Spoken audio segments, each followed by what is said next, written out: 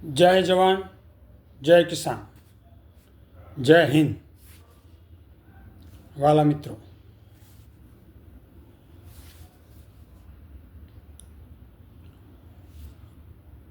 अपना देशना वडाप्रधान नरेंद्र मोदी एमणे शासन संभाळ्યું, वडाप्रधान बन्या 2014 थी ત્રીજી ટર્મ એમની ચાલે છે વડાપ્રધાન તરીકેની। એટલે 2 ટર્મ પૂરી થઈ ગઈ। હવે ત્રીજી ટર્મમાં એમને એવું લાગ્યું કે આ પીએમઓ હાઉસ છે એનું નામ બદલવા જેવું છે। એટલે ત્રીજી ટર્મમાં એમને પીએમઓ હાઉસને નામ બદલી સેવાતીર્થ નામ આવ્યું। પીએમઓ હાઉસનું એમને નામાંકરણ કરી સેવાતીર્થ નામ રાખ્યું। નવું બિલ્ડિંગ બનાવ્યું। પીએમઓ હાઉસનું જે બિલ્ડિંગ હશે એ બરાબર નહીં હોય કદાચ, એટલે નવું બિલ્ડિંગ બનાવડાવ્યું પીએમઓના કાર્યાલય માટે, એટલે એનું નામ સેવાતીર્થ આવ્યું। એ રીતે જ્યારે આપણે જ્યાં પરેડ થાય છે 26મી જાન્યુઆરીએ દર વર્ષે, તો એ રસ્તાને કર્તવ્ય પથ નામ આવ્યું। એટલે નામ તો મોદીજી સારા લાવે છે, સેવાતીર્થને, કર્તવ્ય પથને, નામ બદલે નામ સારા લાવે છે, પણ એ જેવા નામ હોય ને એ પ્રમાણે કામ પણ કરવા પડે। આપણને દેશની જનતાએ 2014થી તમને ત્રીજી વખત વડાપ્રધાન તરીકે દેશની સત્તા સોંપી। દેશનું મોટામાં મોટું પદ દેશની જનતાએ તમને સોંપ્યું, અને તમે આ બધા નામો પાડ્યા, કર્તવ્ય પથને, સેવાતીર્થને, એ પ્રમાણે કામ પણ કરવા પડે। ખાલી નામ ચેન્જ કરવાથી આપણે જે કામ બોલતા હોય એ બદલી ના જાય। તમે જેવા નામ પાડો છો એ પ્રમાણે કામ દેખાતા નથી, અને જનતાને કામ દેખાય તો જ એ નામ બદલાય બરાબર લાગે, એનું કંઈક નામને શોભે એવું તમે કામ કર્યા હોય તો જનતાને દેખાય તમારા કામો। હવે પીએમઓ હાઉસ એનું બિલ્ડિંગ બદલી નવા બિલ્ડિંગમાં ગયા અને સેવાતીર્થ નામ પાડ્યું। સેવાતીર્થ નામ સારું છે, પછી એમને ત્રીજી ટર્મમાં ખબર પડી કે આ નામ બદલવું પડશે। 10 વર્ષથી 2 ટર્મમાં તો એમને ખ્યાલ ના આવ્યો કે આનું નામ પીએમઓ હાઉસની જગ્યાએ હવે કંઈક નામ બદલીએ। એટલે હવે ત્રીજી ટર્મમાં એમને લાગ્યું કે ના બદલાય જેવું છે, પીએમઓ હાઉસ એ પણ જૂનું થઈ ગયું છે, એટલે હાઉસે બદલી નાખી, નામે બદલી નાખીએ, નવું કાર્યાલય બનાવ્યું પીએમઓના કાર્યાલય માટે, વડાપ્રધાને બેસવા માટે, અને એનું નામ સેવાતીર્થ આવ્યું। હવે સેવાતીર્થમાં આજે બેઠા, ઉદ્ઘાટન કરવાનું હોય, શિલાન્યાસ કરવાનો હોય ત્યારે દેખાય કામ કરતા। એટલે આજ સેવાતીર્થમાં બેઠા ત્યારે એ કાર્યાલયની અંદર એમને સાઇન કરતા આજ જોવા મળ્યા। પીઓમાં તો છે 10 વર્ષની અંદર એકાદ બે વખત જોવા મળ્યા હોય, બહુ ધ્યાનમાં તો છે નહીં, કદાચ 1-2 વખત કદાચ જોવા મળ્યા હોય ચેનલો પર, બાકી પીઓમાં કામ કરતાં 10 વર્ષ 12 વર્ષ સુધી તો જોયા નથી। આજ એમને જોયા સેવાતીર્થનું ઉદ્ઘાટન કર્યું ત્યાં સાઇન કરતા અંદર કાર્યાલયમાં।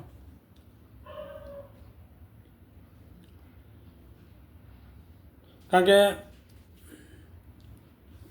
જનતાની સેવાનું તીર્થ છે એવું સાબિત કરવા વડાપ્રધાન માગે કાર્યાલયને, કે જનતાના માટે અમે સેવા કરવા માટે આવ્યા છીએ દેશની જનતાની। તો તમે પીએમઓ કાર્યાલયમાં તો તમને બેસેલા કામ કરતા જોયા નથી, સેવાતીર્થમાં તો આજ તમને જોયા છે, પણ સેવા તીર્થમાં બેસીને કામ કરો. કાર્યાલયમાં બેસીને તો તમે કામ કરતા તો કોઈ જોયા નથી. પીઓનું કાર્યાલય અને અમારો જે નવું ટ્રાન્સફર કર્યું સેવા તીર્થ એના કાર્યાલયમાં બધા ત્યાંના જે કર્મચારીઓ જે સ્ટાફ હોય એ જ હાઉસ ચલાવતા લાગે છે. કારણ કે તમે તો આખો દિવસ બહાર જ હોવ છો. જ્યારે જુઓ, કારણ કે આપણા દેશની અંદર ચૂંટણીઓ વારંવાર આવતી હોય છે, વારંવાર. કારણ કે આપણો દેશ 140 કરોડની જનતા ધરાવતો દેશ છે. હવે આવડો મોટો દેશ હોય એટલે ચૂંટણીઓ તો વારંવાર આવવાની. અને તમને ચૂંટણીમાં બહુ રસ છે. સામ દામ દંડ ભેદ કોઈ પણ રીતે કરીને ચૂંટણી જીતવી એ તમારો મુખ્ય ધ્યેય અને લક્ષ્ય. ગ્રામ પંચાયત હોય, નગરપાલિકા હોય, મહાનગરપાલિકા હોય, જિલ્લા, તાલુકા, રાજ્ય, બધા જે જગ્યાએ બધી જગ્યાએ તમારે ચૂંટણી જીતવી એના કામ જ વ્યસ્ત હોય. PM મોદી અને અમિત શાહ, વડાપ્રધાન અને ગૃહમંત્રી અને બીજા બધા ઘણા બધા મંત્રીઓ BJPના, આ બધા ચૂંટણીમાં જ્યારે જો ત્યારે વ્યસ્ત હોય. ચૂંટણી આવવાની હોય એના મહિના બે મહિના પહેલાંથી ચાલુ થઈ જાય. જે તે જગ્યાએ ચૂંટણી થવાની હોય ત્યાં આંટા ફેરા મારવાનો.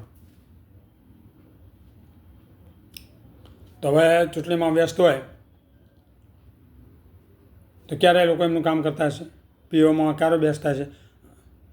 હવે સેવા તીર્થમાં એ ક્યારે બેસવાના? કારણ કે ચૂંટણીમાં જ વ્યસ્ત હોય. જ્યારે જો ત્યારે ચૂંટણી તો આવતી જ હોય, મહિને 2 મહિને ચૂંટણીઓ આવતી જ હોય. અને ચૂંટણીઓ ના હોય તો વિદેશોમાં ફરતા હોય.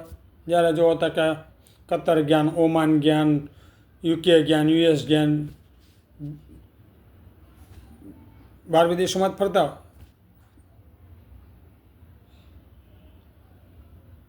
15 દી થયા નથી, વિદેશ મને યાદ આવ્યું નથી.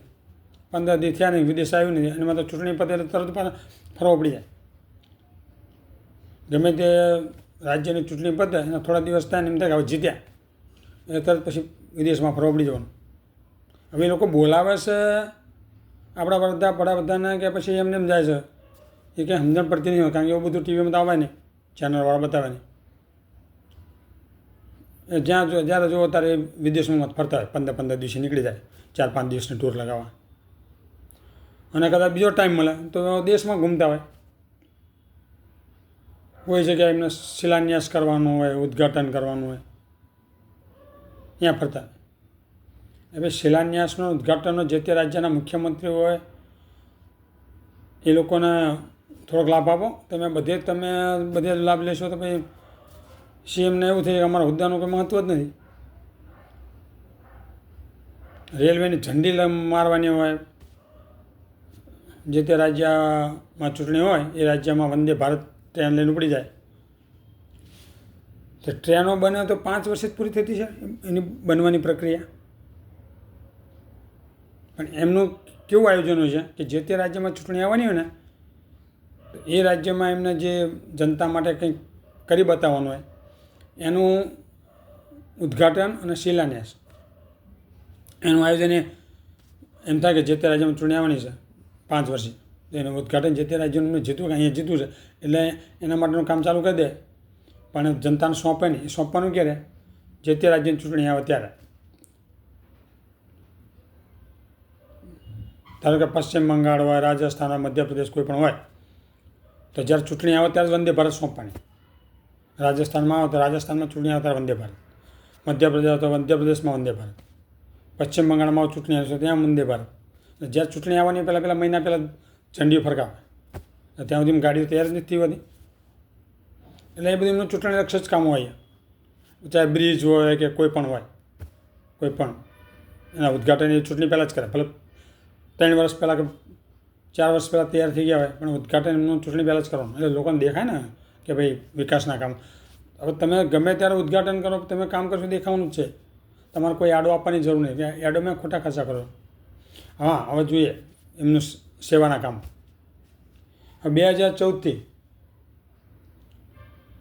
કેન્દ્રમાં BJPની સરકાર બની અને નરેન્દ્ર મોદી વડાપ્રધાન બન્યા ત્યારથી એમને જનતા માટે સેવાના કામ જ કર્યા. બહુ જનતાની સેવા કરી. જેવા 2014માં આવ્યા એવી તરત નોટબંધી કરી. નોટબંધી કરી 2-3 વર્ષ સુધી લોકોને લાઇનમાં ઊભા રાખ્યા. આ સેવાનું કામ. 2-3 વર્ષ સુધી લોકો નોટો બદલતા રહ્યા, લાઈનોમાં ઊભા રહ્યા. ગરમી એટલી હોય કે તોય લાઈનોમાં લોકો ઊભા રહે. એમાં ઉંમરવાળા વ્યક્તિ હોય, હવે 5-5 કલાક 7-7 કલાક ઊભા રહે તો કેટલા ચક્કર ખાઈ નીચે પડી ગયા અને કેટલા લોકોના મોત થઈ ગયા. એ નોટબંધીમાં 100 લોકોની આસપાસ લોકો મૃત્યુ પામ્યા. એમાં વધારે મૃત્યુ પામે તો ઉંમરવાળા વ્યક્તિઓ, કારણ કે 60ની ઉપરની ઉંમર હોય અને 5-7 કલાક ઊભા રહે તો ચક્કર આવે પડી જાય. એ બધા કેટલાના મૃત્યુ થયા છે. બચારા જો નોટબંધી ના આવ્યો હોત ને તો બીજા 10 વર્ષ કદાચ કાઢી નાખત. 60 વર્ષના થયો 70 પહોંચ જાત, 70ના થયો 80 પહોંચ જાત. ભાઈ નોટબંધી એમના ઉપર પહોંચાડી જાય. એ પહેલું સેવાનું કામ. 3 વર્ષ સુધી લોકોને લાઈનમાં ઊભા રાખ્યા, ચક્કર ખાઈને લોકો પડ્યા ને મર્યા. પછી બાકી હતું કોરોના આવ્યો. એ 2-3 વર્ષ સુધી કોરોના ચાલ્યો. કોરોનામાં એમને સેવાનું કામ સારું કર્યું. બિહાર અને ઉત્તર પ્રદેશના લોકો દિલ્હીમાંથી ને જે મોટા નજીકના શહેરો હોય ત્યાંથી બચારાઓને કોઈ સાધન ના મળે જવા માટે. એમના વતનમાં જવું તો સાધન ના મળે. ના કોઈ બસ કે ના કોઈ ટ્રેન કે ચાલતા કોઈ 100-200 કિલોમીટર ચાલતા જતા. આ કોરોના જેવી મહામારીમાં ચંપલ લોકોના તૂટી જાય, રસ્તામાં ચંપલ મળે નહીં તો કપડાં વીંટાળીને એવા તડકામાં ચાલતા હતા. હજારો લોકો એ ચાલતા જતા. ત્યારે ના એમને કોઈ બસની ટ્રેનની સુવિધા કરી આપી લોકોને વતનમાં જવા માટે.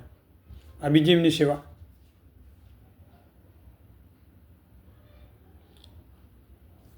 પછી કિસાન આંદોલન થયું. તો બોર્ડર ઉપર જે જગતનો તાત કહેવાય, જેનાથી 140 કરોડની જનતા પેટ ભરી છે, એ જગતનો તાત અન્નદાતા કહેવાય. એ બોર્ડર ઉપર 1 વર્ષ સુધી એમને આંદોલન કર્યું. એમને કિસાનોના અમુક મુદ્દાઓની સમસ્યાઓ માટે. સરકાર ટ્રસ્ટની મસ ના થઈ એમને કાયદાઓ લાવ્યા હતા, સંસદમાંથી પાસ કરાવ્યા હતા. કારણ કે એમને બહુમતી છે. વિપક્ષ હોય કે ના હોય, વિપક્ષ ભલે સંસદ છોડીને બહાર જતું રહે પછી કાયદા પાસ થઈ જાય. તો કિસાન માટેના 3 કાળા કાયદા લાવ્યા હતા. એના માટે કિસાનો 1 વર્ષ સુધી અહીંયા બોર્ડર ઉપર ટેન્ટ તંબુને બાંધી રહ્યા અને એમાં પણ કેટલાય કિસાનોની જાન ગઈ, કેટલાય કિસાનો મરી ગયા.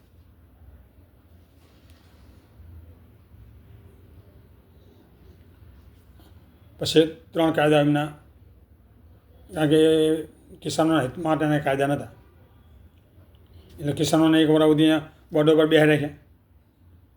તો એમની સાથે કોઈ સમાધાન ના આવ્યું. કિસાનોની સેવા કરી એમને.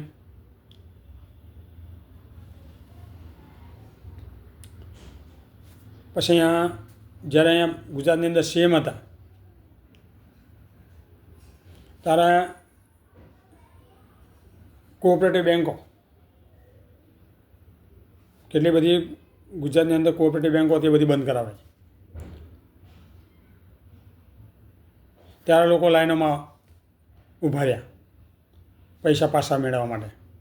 જે તે બેંકમાં એમને થાપણો પડી હોય, જે તે ખાતામાં રૂપિયા પડ્યા હોય, પાછા લેવા માટે પછી બેંક બંધ થવાની એવું જનતાને ખબર પડે ને, નાગરિકોને, એટલે પોતાના પરસેવાની કમાણી માટે દોડધામ તો કરે જ ને. હવે બેંક બંધ થાય અને આમને મોદીને અને અમિત શાહની શું છે, કોંગ્રેસની પાછળ પડી ગયા. એમાં કોંગ્રેસનું કશું બગડતું નથી. કોંગ્રેસના નેતાનું કશું બગડવું નહીં. બેંકોના જે ડિરેક્ટરો ચેરમેન હતા, ચલો કોઓપરેટિવ બેંકોમાં ડિરેક્ટરો ચેરમેન એ કોંગ્રેસના હતા, બરાબર છે. એમને આખું બોડી કોંગ્રેસની ચલો હતી. હવે એમના પર કેસે કર્યા અને તમે જેલમાં પૂર્યા. એ તો બધા જમીન પર છૂટી ગયા. પણ જે જનતાની પરસેવાની કમાઈ એ બધી બેંકમાં હલવાઈ. હવે બેંકો બંધ કરવાનું કારણ શું? તો એ એમ કહે કે ખોટું ધિરાણ બેંકોએ કરી નાખ્યું. કોઓપરેટિવ બેંકો ખોટું ધિરાણ કરી નાખે છે અને સરકારી બેંકોમાં કેટલું એનપીએ છે? એક જ bank Punjab national bank 15,000 crore રૂપિયા નીરવ મોદી, મેહુલ ચોકસીને બધા એક જ બેંકમાં લઈ ગયા. તો બધી બેંકોનું થઈને એટલું નહીં થતું હોય એનપીએ. સરકારી બેંકોમાં કેટલું એનપીએ છે? તો બેંકો બંધ ના કરાય, બેંકો ચાલુ રખાય અને જે ધિરાણ કર્યું હોય ને એ ધિરાણ પાછું લેવાય ધીમે ધીમે. એનું થોડું થોડું આવતું રહે, બીજું વધારે લેતું રહેવાય. બેંકો બંધ કરીને શું ફાયદો આવે? એટલે આ બધી બેંકોનો જે સ્ટાફ હોય, એક સ્ટાફની પાછળ જેનો 8-10નો પરિવાર, એ બધાને બેકાર કર્યા એમની રોજી છીનવી હતી. અને સ્ટાફનો તો ચલો એ તો બરાબર થયા, સ્ટાફને બધું એમનો પરિવાર બરબાદ થયો, પણ જનતા, લાખો જનતા એની સાથે બેંકોને કોઓપરેટિવ બેંકના સેક્ટર સાથે જોડાયેલી હતી. જ્યાં સુધી એ બધી બેંકો બંધ થઈ ત્યાં લાખો લોકો લાઈનોમાં ઊભા રહીને પોતાની મૂડી પાછી મેળવવા માટે સવારથી સાંજ સુધી વ્યસ્ત રહેતા. અને કોઈ પણ કોઓપરેટિવ બેંક ઉઠી જાય, આરબીઆઈ એના પર નિયંત્રણ લાવે એટલે જે ખાતાધારક હોય એના ગમે એટલા અંદર રૂપિયા હોય, ધારો કે કોઈ નિવૃત્ત થયો માણસ, કોઈ પણ વ્યક્તિ, હવે એને અડધો ટકો વધારે વ્યાજ મળે ને કોઓપરેટિવ બેંકમાંથી, એટલા માટે ધારો કે એની પાસે 10 લાખ રૂપિયા આવ્યા હોય તો એ અડધો ટકા માટે કોઓપરેટિવ બેંકમાં મૂકે કે મારે એટલું વ્યાજ વધારે આવે. હવે આવી બેંકો ડૂબી જાય એટલે પછી પૂરા પૈસા ના મળે, ખાલી 25,000 રૂપિયા જ મળતા અત્યારે. હવે તમારા 10 લાખ હોય તો 25,000 મળે, બીજું બધું જયા ખાતે. આમાં નુકસાન કોને? બેંકની અંદર જે ડિરેક્ટર કે ચેરમેન હોય એમને કોઈ નુકસાન? પબ્લિક બધી મરી ગઈ, રોડ ઉપર લાવી દીધી બધાને. એટલે ત્યારે એ લોકો કોઓપરેટિવ બેંકો બંધ કરી અને હજારો લોકોને આ હેરાન કર્યા, લાઈનોમાં ઊભા રખાયા, એમને મરણ મૂડી બધી બરબાદ કરી, આ મોટી સેવા કરી. હવે 2014થી 2026 સુધી આ ત્રીજી ટર્મ ચાલે છે તો મોંઘવારી, બેરોજગારી અને ભ્રષ્ટાચાર, આમાં એમની બહુ સેવા છે. મોંઘવારી તો એટલી વધારી છે કે 2014 પહેલાં 2014 પહેલાં જે દરેક વસ્તુના ભાવ હતા એના કરતાં અમુક વસ્તુમાં 3 ગણા, 4 ગણા, 5 ગણા, 6 ગણા કોઈ નક્કી જ નહીં એવા ભાવ. ચાહે અનાજ, કઠોળ, દૂધ, સબ્જી, કોઈ પણ વસ્તુ લો, દરેકમાં મોંઘવારી. એટલે એ જનતાના માટે સેવાનું કામ કર્યું એમને. મોંઘવારી હતી એમાંથી મોંઘવારી આવી એટલે સારામાં સારું એમનું સેવાનું કામ. હા, હજુ સુધી ઘટતી નથી. જે ગેસનો બાટલો 400 રૂપિયા મળતો હતો મનમોહન સિંહ સરકારમાં, એ 1100 પહોંચ્યો હતો. તેલનો ડબ્બો જે 1000 રૂપિયા હતો 2014 પહેલાં મનમોહન સિંહ ત્યારે, એ અત્યારે 2800-3000 રૂપિયા. 50-60 રૂપિયા પેટ્રોલ હતું એ હોવાની આજુબાજુ. કઠોળ જે 30-40-50 રૂપિયા કિલો હતું એ અત્યારે બધું હોવાની ઉપર. શાકભાજી બધી 100ની આજુબાજુમાં. એટલે દરેકમાં એટલા ભાવ વધ્યા છે. એટલે મોંઘવારી હતી એને મોંઘવારી વધારીને લોકોને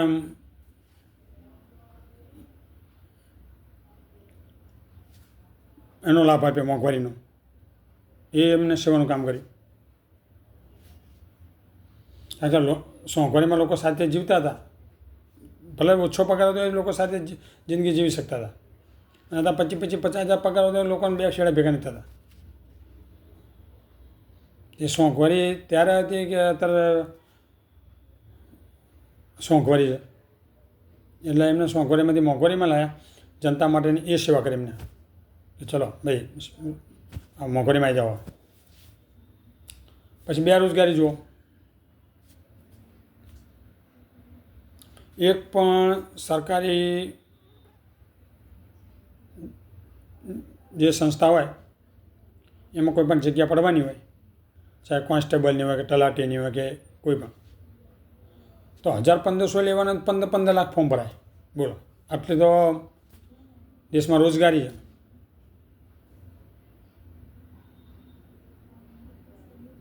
હજાર પંદરસો માટે 15 લાખ ફોર્મ ભરાય.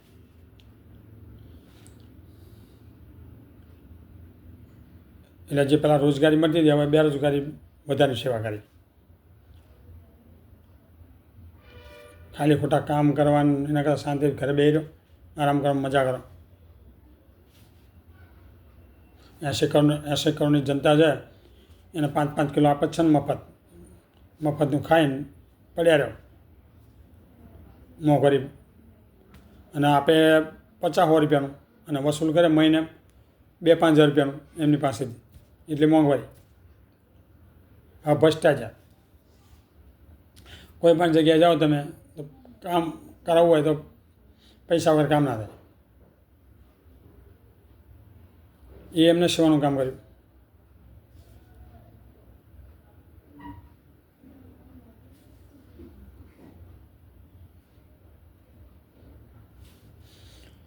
સ્વિસ બેન્કોમાંથી કાળું નાણું લાવવાના હતા. વડાપ્રધાન બનાવતા ને 2014 પહેલાંથી બધા પ્રચાર કરતા હતા કે સ્વિસ બેન્કોમાંથી હું કાળું નાણું પાછું લાવીશ.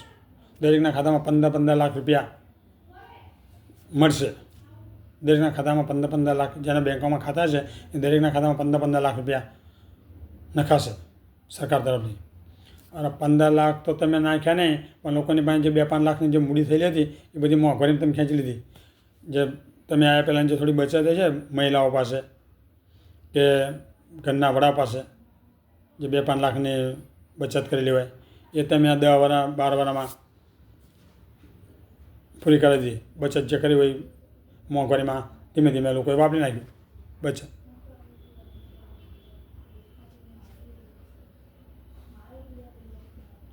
આ તમે સેવાનું કામ કર્યું.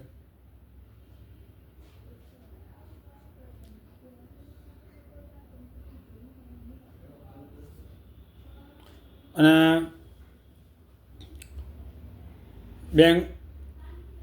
બેંકોમાં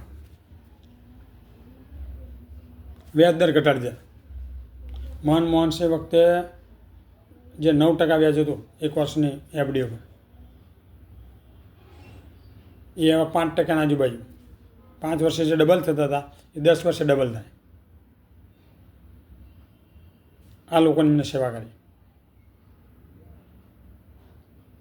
અને કોઈને ઘર માટે મકાન લેવાનું હોય એ તો 10% 12% તો એ વસૂલ કરે મકાન લેવાનું હોય એના માટે.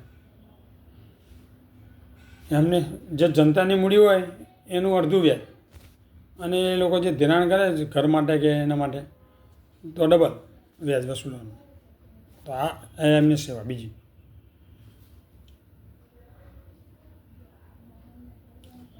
હવે પોસ્ટ ઓફિસની અંદર MISની સ્કીમ હતી. તો પતિ પત્ની 2 જણા નામે 9 લાખ મૂક્યા હોય તો દર મહિને 6,000 ઇન્ટરેસ્ટ મળતું. જેને MIS સ્કીમમાં 9 લાખ પતિ પત્નીએ મૂક્યા બેના નામે તો દર મહિને 6,000 વ્યાજ મળતું. મનમોહન સિંહ 2014 સુધી હતા ત્યાં સુધી. અને નરેન્દ્ર મોદી આવ્યા પછી એમને જે પતિ પત્નીએ 9 લાખ મૂક્યા હોય MISમાં એને જે દર મહિને 6,000 વ્યાજ મળતું હતું એના 5,000 કરી નાખ્યા. 1,000 દર મહિને ઘટાડી દીધા. એ સેવા કરી. અને 5 વર્ષ સુધી MISની સ્કીમમાંથી પૈસા ના ઉપાડે, 5 વર્ષ પૂરા પડ્યા રહે તો 9 લાખના 1,05,000 બોનસ, તો 9,45,000 રૂપિયા બોનસ આપતા. એ બંધ કરી દીધું. તો એ એમની સેવા. એટલે MISની સ્કીમની અંદર જે પતિ પત્નીએ 9 લાખ મૂક્યા હોય એ મનમોહન સિંહ જ્યારે હતા ત્યાં સુધી એમને 6,000 જે વ્યાજ મળતું હતું દર મહિને, એ નરેન્દ્ર મોદી વડાપ્રધાન બન્યા 2014 પછી એમને જે પતિ પત્નીએ 9 લાખ MISની સ્કીમમાં મૂક્યા હોય એનું 5,000 કરીને એવું દર મહિને 1,000 રૂપિયા ઓછા, એટલે 12 મહિને 12,000 થયા. 12 × 5 = 60, 5 વર્ષ મૂકી રાખ્યા હોય એટલે 60,000 એમાં ઓછા થયા વ્યાજમાં દર મહિને 1,000, 12 મહિને 12,000, 5 વર્ષ મૂક્યા હોય એટલે 12 પંચા 60, 60,000 રૂપિયા વ્યાજમાં ઓછા કાપી નાખે એટલા, અને જે 45,000 બોનસ મળતું હતું એ બંધ કરી દીધું. એટલે જે પતિ પત્નીએ 5 વર્ષની એમઆઈએસની સ્કીમમાં મૂક્યા હોય એટલે 60,000 વ્યાજમાં ઓછા કરે અને 45,000 બોનસ કાપી નાખે, એટલે 1,05,000 રૂપિયા કાપી લીધા, જેને બચત કરીને મૂકેલા હોય, જેની મરણ મૂડી હોય, જેને પોતાની આખી જિંદગીમાં કોઈ સરકારી નોકરી હોય કે કોઈ ધંધો હોય કે એમ કરીને 9-10 લાખ 15 લાખ જે બચાવ્યા હોય એમાં આ પ્રમાણે મૂક્યા હોય, તો એના પર તરાપ મારીને પણ દરેક એમઆઈએસની સ્કીમમાં મૂકેલા દરેક ખાતા ધારકોના ખાતામાંથી એમને 1,05,000 રૂપિયા વસૂલ કર્યા 5 વર્ષે. એટલે 1 વર્ષના 20,000 21,000 રૂપિયા થયા, તો દર વર્ષે 21,000 રૂપિયા, એટલે 5 વર્ષના 1,05,000 કાપી નાખ્યા એમને. એટલે આ એમને સેવા કરી, કારણ કે આમાં મધ્યમ વર્ગ જ હોય. કોઈ પણ રિટાયર થયા હોય એમને મૂક્યા હોય કે પાછળની જિંદગી આપણે થોડુંક વ્યાજ આવે તો આપણે જીવન નિર્વાહ સારી રીતે થઈ શકે, કોઈની પાસે હાથ લાંબો ના કરવો પડે. પણ અહીંયા મોદીને દેખાયું કે આમાં કંઈક કરવા જેવું છે, સેવા કરવા જેવી, એટલે સેવા કરી નાખી. હવે આમ મધ્યમ વર્ગના તો પૈસા કાપે અને સરકારી કર્મચારીનો પગાર વધારે કરે. જે 10,000ના લાયક નથી હોતા એ 25,000 50,000 લાખ રૂપિયા પગાર પાડતા સરકારી કર્મચારીઓ. હવે ગયા બજેટની અંદર સરકારી કર્મચારીઓના કે જે નાના મોટા વ્યવસાયકારો તો 12 લાખ સુધીનો ટેક્સ માફ કર્યો, 12 લાખ સુધીનો ટેક્સ. જે દર વર્ષે 12 લાખ કમાતા હોય તો એ મધ્યમ વર્ગમાં આવે ને, મધ્યમ વર્ગ ગણતા છે મોદીજીની. તો 50,000 કમાઈને એ કયા વર્ગમાં ગણવાનો? ગરીબ વર્ગમાં. તો ઝૂંપડાવાળા હોય એને કયા વર્ગમાં ગણવાનો? હવે 1 લાખ કમાતો હોય દર મહિને, એનો ટેક્સ માફ. દર મહિને 1 લાખ રૂપિયા કમાતો હોય એનો ટેક્સ માફ, કારણ કે 12 મહિનાના 12 લાખ થયા, 12 લાખ સુધીનો ટેક્સ માફ. 1 લાખ સરકારના દૃષ્ટિએ જે વ્યક્તિ 1 લાખ કમાતો હોય એને કોઈ ટેક્સ ભરવાનો ના આવે. 12 મહિના 12 લાખ થાય, 12 લાખ સુધી ટેક્સ ભરવાનો ના આવે.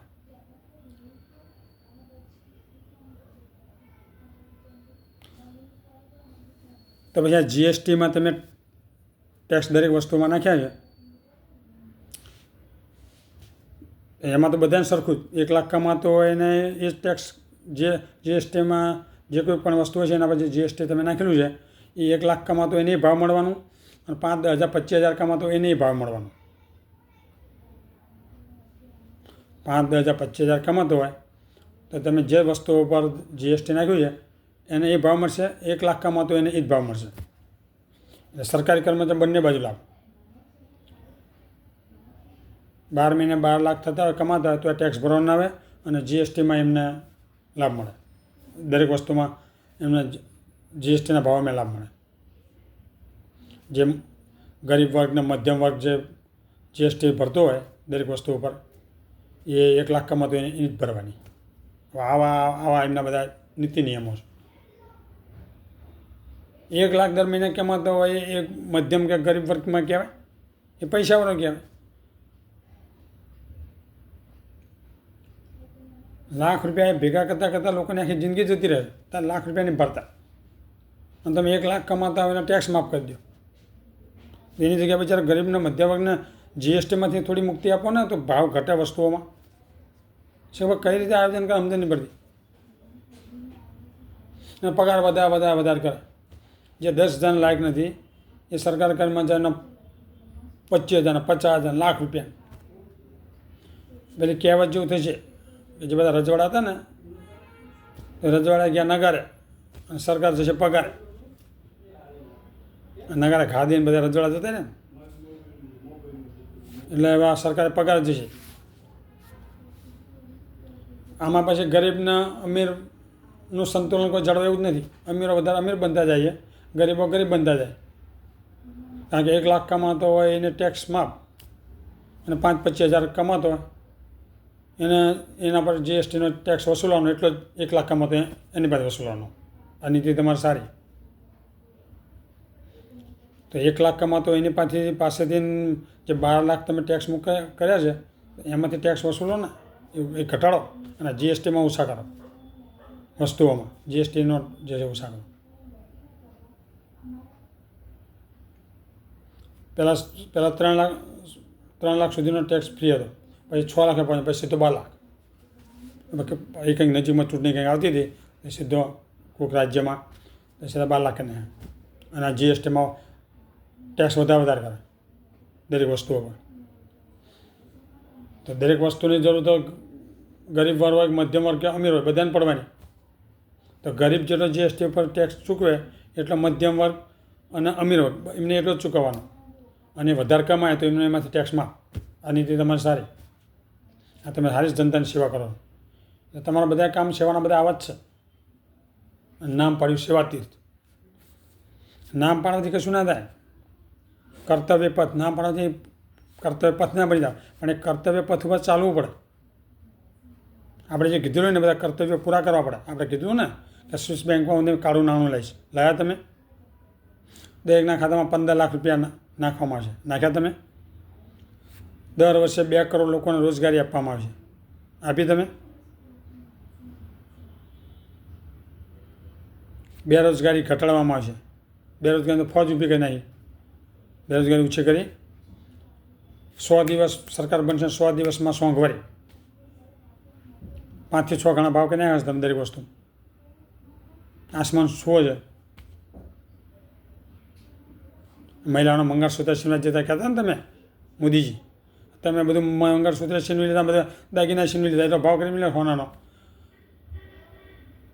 ગરીબના મધ્યમ વર્ગને સોનાની દુકાન સામે જોવા એવું કરવા દીધું નહીં. ગરીબ વર્ગની અને મધ્યમ વર્ગની મહિલાઓને તો સોનાની દુકાન આવે ને તો અમે એમને બીજો રસ્તો શોધવો પડે, બીજા રસ્તે નીકળવું પડે કે સોનાની દુકાન અમે જોઈ જ ના કે મહિલાઓ. કારણ કે તમે એમની બધી ઈચ્છાઓ, મહિલાઓની જે ઈચ્છા હોય દાગીનાઓ બનાવડાવવા, આભૂષણો બનાવવા, એ બધી તમે પૂરી કરી દીધી ઈચ્છાઓ. તમે મંગળસૂત્ર, કોંગ્રેસ યુપીએની સરકાર બનશે, મંગળસૂત્ર છીનવે છે. તમે બધું છીનવી લો. મંગળસૂત્રની જગ્યાએ તમે બંગડીયું, બુટીયું બધું છીનવી લીધું, બધા દાગીના. પ્યારે ઉતરવા દીધું ને, પ્યારા તો કોઈ છીનવા ને ના, સ્નેચરો છીનવા. કારણ કે અમુક તમે જોતા હોય તો મહિલા એકલી જતી હોય તો એ લોકો પહેરે કે નહીં, તો રસ્તામાં સ્નેચરો ચોરી જાય. એટલે મોદી સરકારે બધી માથાકૂટ મટાડી દીધી. તમારી પાસે હશે, તમે ખરીદશો તો સ્નેચરો હોય છીનવી જશે ને. તમે ખરીદો કોને પહેરવાના ક્યાંથી? ચોર કે લૂંટાલૂંટી ક્યાં જવાના? એટલે તમે બધું તમારી સરકારમાં છીનવી દો. 1,65,000 રૂપિયા ભાવ છે 1 તોલાનો. કોણ ખરીદેગા? કઈ ગરીબ વર્ગને, મધ્યમ વર્ગની મહિલા ખરીદેગા? એટલે તમે બધું મહિલાઓના બધું જ આભૂષણો તમે મંગળસૂત્રની સાથે બધું છીનવી લીધું. આવા બધા તમારા કામ છે. અને પાછું સેવા તીર્થ.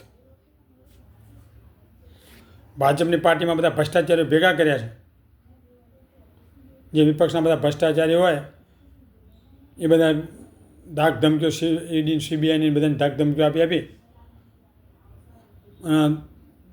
તમારા સામેલ કર્યા.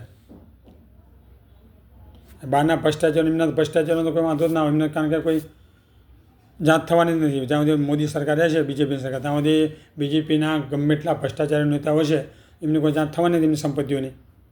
એટલે તો જેટલા વર્ષ બીજેપી રહેશે ત્યાં સુધી બીજેપીના જે મંત્રીઓ તંત્રીઓ બધા દેશને લૂંટ્યા કરશે. જેટલું લૂંટાય છે ધન દોલત ભેગી કરાયેલી કરશે, દેશની જનતા લૂંટશે. કારણ કે ભાજપના નેતાઓને ખબર છે કે આપણી કોઈ જાંચ થવાની નથી. નરેન્દ્ર મોદી કે અમિત શાહ કોઈ આપણી જાંચ કરાવવાની નથી. કારણ કે ભાઈ એમના સાંસદો, ધારાસભ્યો ઓછા થઈ જાય.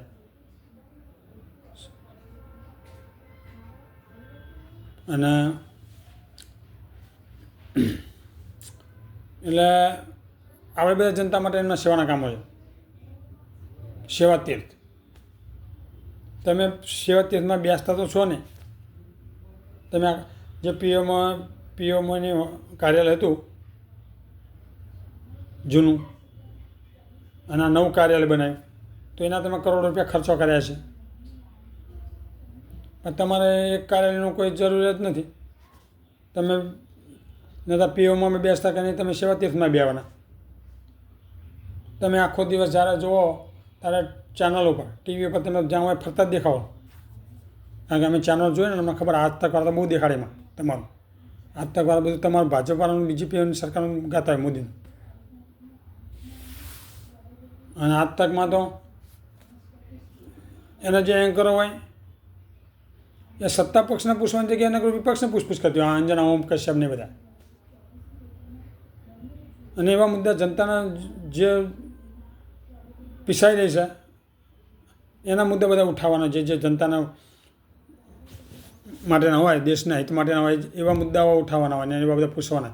તો એ સત્તા પક્ષવાળાના જેમના પ્રવક્તા એમને ના પૂછે, અને વિપક્ષના પ્રવક્તાઓને પૂછપૂછ કરે. અને જ્યાં સત્તા પક્ષનો પ્રવક્તા બોલતો હોય ને ત્યારે બિલકુલ ચૂપ થઈને બેસી રહે, એક પણ પ્રશ્ન ના પૂછે. બહુ ભાઈ લાગત કરે કંઈક પૂછો. બાકી વધારે બધું વિપક્ષના, કોઈ પણ વિપક્ષની પાર્ટી હોય એના જે પ્રવક્તા હોય એને પૂછપૂછ કરે. ભાઈ આજ તકની ચેનલ કાંઈ વડાપ્રધાન મોદી રહેવા નથી, કે બીજેપીની સરકાર રહેવા નથી. પછી બીજી સરકાર આવશે ને ત્યારે તમને પછી મોંઘું પડશે. એટલે બહુ જ કોઈ પણની સરકાર હોય, ચાંપલુસી મીડિયાવાળા કહે, મીડિયા તો તટસ્થ રહેવાનું હોય, ચાહે કોઈ પણની સરકાર હોય, કોઈ પણ પાર્ટીની સરકાર હોય. દરેક મીડિયાએ, દેશની દરેક મીડિયાએ જનતાને લગતા અને જનતાના હિત માટેના જ પ્રશ્ન પૂછવાના અને એના માટેનો જ અવાજ ઉઠાવવાનો હોય દરેક મીડિયાએ. કારણ કે મીડિયા છે ને એ ચોથો સ્તંભ છે દેશનો. તમે પ્રશ્ન ઉઠાવશો અને તમે કંઈક બહાર પાડશો ત્યારે દેશની જનતા ખબર પડે. તમે બધું એમના કામો કયા હોય ને તમે બધું સારું બતાવ્યા કરતા હોય, જે બીજા કંઈ એમના કામો જે નિષ્ફળ ગયા હોય તમે બતાવો જ નહીં. એટલે દરેક જનતાને એવું લાગે પુલ બનતા ખાલી પુલ બનાવી કરો, પણ જે પેલા પડી ગયા હોય એ બધા બતાવો નહીં કે આના પડી ગયા એમના રાજમાં. એટલે તમે બધા આખો એ જનતાના પ્રશ્નો ઉઠાવી નાખો. સરકાર તો આવે ને જાય. દરેક મીડિયાએ દેશની જનતાને હિતને ધ્યાનમાં લઈને કામ કરો. કારણ કે આમ કહે છે કે અમે રાજકારણમાં જનતાની સેવા માટે આવ્યા. હવે તમે કેવી સેવા કરો દેશની જનતા જોઈ જ રહી છે. તમે આટલા લોકપ્રિય છો, બરાબર છે. દરેક અત્યાર સુધીના વડાપ્રધાન ત્યાં એ બધા વડાપ્રધાન બધા કોઈ 5%, 10% એવા બધા. તમે 50%ની ઉપર છો નરેન્દ્ર મોદી લોકપ્રિય દેશમાં. તો પછી દેશની જનતા અને દેશની દરેક પાર્ટીઓ બેલેટ પેપરથી ચુનાવ થયાની માગણી કરે છે. તો એ ચુનાવ કરાવો. તેટલા તમે કેટલા લોકપ્રિય છો, તમે લોકોની કેવી સેવા કરો છો એ તરત બેલેટ પેપરથી ખબર પડી જશે. કારણ કે દેશની જનતા અને દેશની દરેક વિપક્ષની પાર્ટીઓને તમે અત્યાર સુધી ઈવીએમ જે બધા બહુ ફૂલ બહુમતીથી જે તે રાજ્યોમાં જીતી જાવ, જ્યાં તમે જીત્યા જ નથી ત્યાં જીતી જાવ છો, એટલે ઈવીએમમાં દરેક વિપક્ષની પાર્ટીઓ દેશની જનતાને ઈવીએમમાં ઘોટાળા લાગ્યા અને ઈવીએમમાં અવાજ ઉઠાવ્યો જનતાએ, તો તમે બીજો માર્ગ ખોદ્યો. એસઆઈઆરની પ્રક્રિયા ચાલુ કરી, એમાં નામો કાપવાનું ચાલુ કર્યું. એટલે તમે કોઈને કોઈ તો ખોદી જ લ્યો છો ચૂંટણી જીતવા માટેનું પાસું. સાપ દંડ ભેદ કોઈ પણ રીતે આપણે ચૂંટણી જીતી બસ. એટલે બધું તાનાશાહીથી ચાલે નહીં. કરે છે બધામાં તાનાશાહી અને જનતાની સેવાનું નામ આપે. દરેકમાં એ ધારે જ બધું કરે છે. કોઈનું સાંભળતા તો છે જ નહીં મોદી. હવે સંસદ ભવન હોય તો જ્યાં સુધી જે સંસદ ભવન ચાલતું હોય ને ત્યાં સુધી વડાપ્રધાન હાજર રહેવાનું હોય. અને જે વિપક્ષની પાર્ટીઓ કંઈ પણ પૂછે એને જવાબ આપવાના. એ જવાબ તો આપતા જ નહીં. અને વિપક્ષ પછી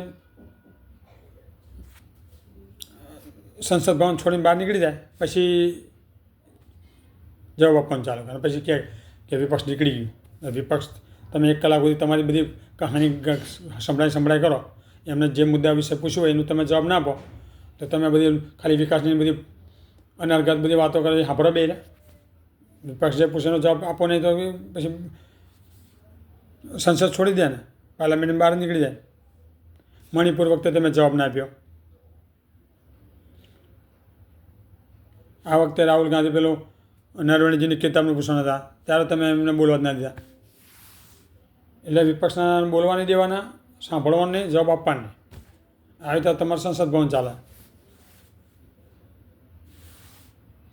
એટલે સેવાના કામો કરો તો આ સેવા તીર્થ કામનું.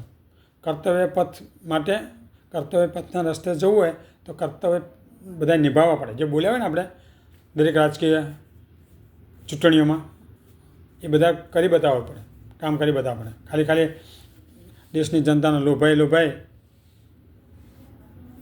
લાલચો આપીને બિહારમાં ચૂંટણી પહેલાં 10,000 રૂપિયા 1.5 કરોડ મહિલાના ખાતામાં નાખી દીધા. આવતા તો ચૂંટણી જીતા અને પાછા લોકપ્રિય હોય ત્યારે 10,000 આપવાના. શેના માટે આપે 10,000? 1.5 કરોડ મહિલાઓને આપ્યા. હવે એ આપ્યા ને કારણ કે આ દેશમાં જનતા બધી મૂર્ખની સરદાર છે. એ ખબર નહીં પડે કે 10,000 આપ્યા ને 5 વર્ષ સુધી ચૂસશે લોહી.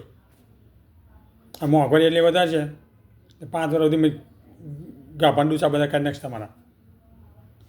એટલે લાલચમાં ના આવવાનું હોય. તમને જે યોગ્ય લાગે એ ઉમેદવારને જીતાડવાની, જે તે પાર્ટી તમને યોગ્ય લાગે એને જીતાડવાની હોય. લાલચો આપીને જે જીતવા માંગતું હોય ને એ પૈસા લઈ લેવાના, ભલે આપણે તો લઈ લેવાના, ના નહીં, પણ તમને યોગ્ય લાગે કે આને જ આપવાનો એને જ આપવાનો. જે પાર્ટી પૈસા આપતી હોય લઈ લેવાના, કારણ કે આપણા જ પૈસા છે, એ આપણા જ લૂંટીને ભેગા કર્યા હોય તો આપણા છે, આપણે લેવાનું શું વાંધો.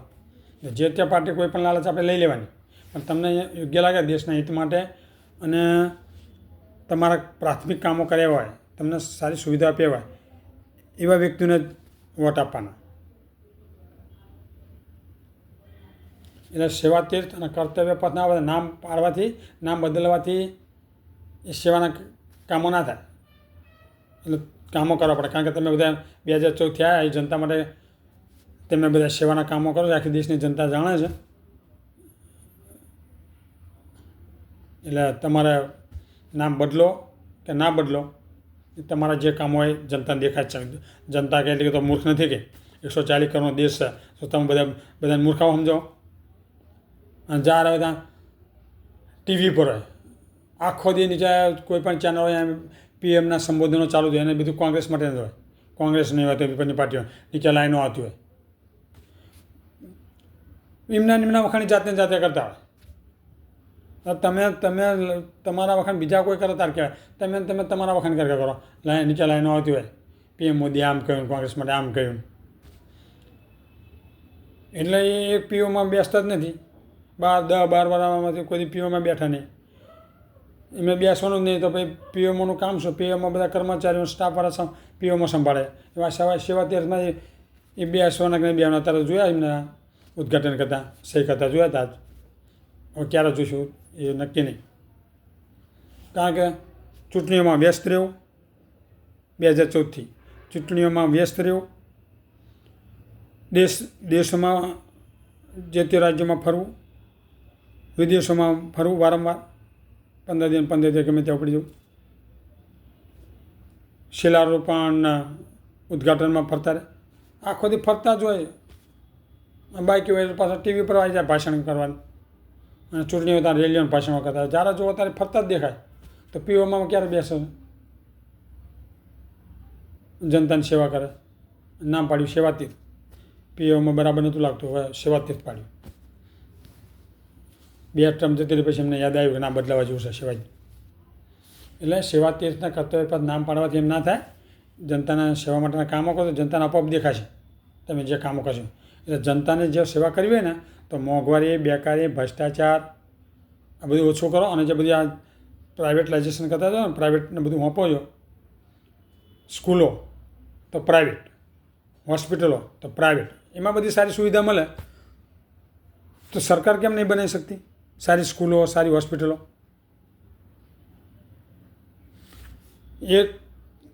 એક વ્યક્તિ મોટી આવી સ્કૂલો ઊભો કરી શકતો હોય તો આખી એક સરકાર સ્કૂલો ના બને સારામાં સારી? પણ હા, તમારે પાસે શિક્ષકોને પગાર આપવા પડે, પછી ફી ના લઈ શકો.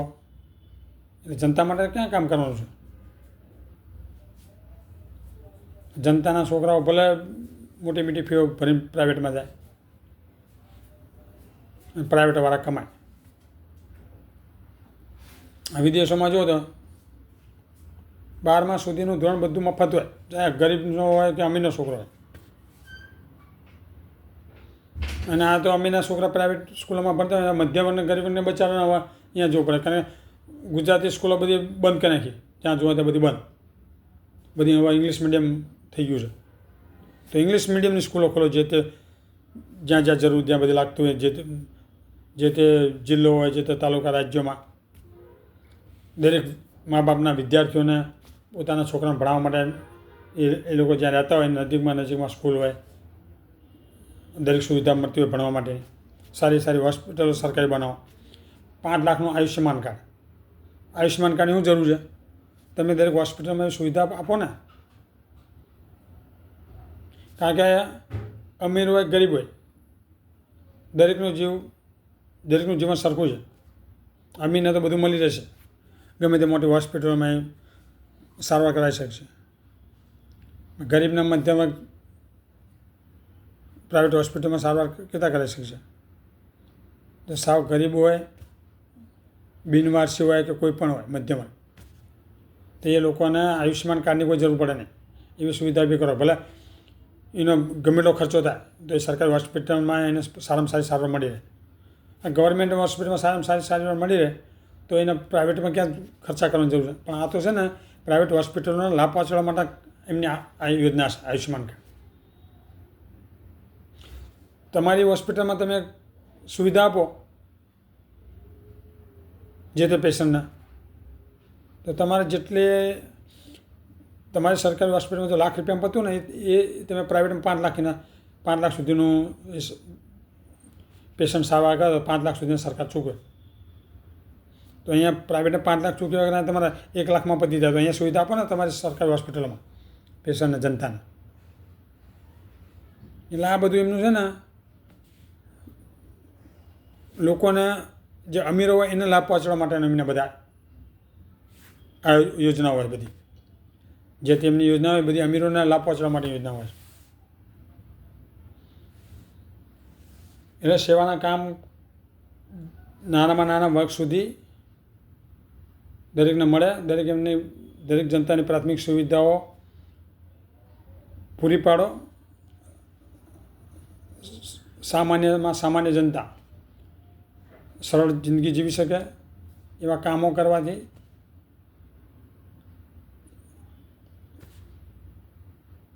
તો સેવાનું કામ કરી કહેવાય. અને સેવા તીર્થ નામ લખો, કર્તવ્ય પથ લખો તો એ બધું યોગ્ય કહેવાય. બાકી નામ બદલવાથી કંઈ થાય નહીં. જય હિન્દ.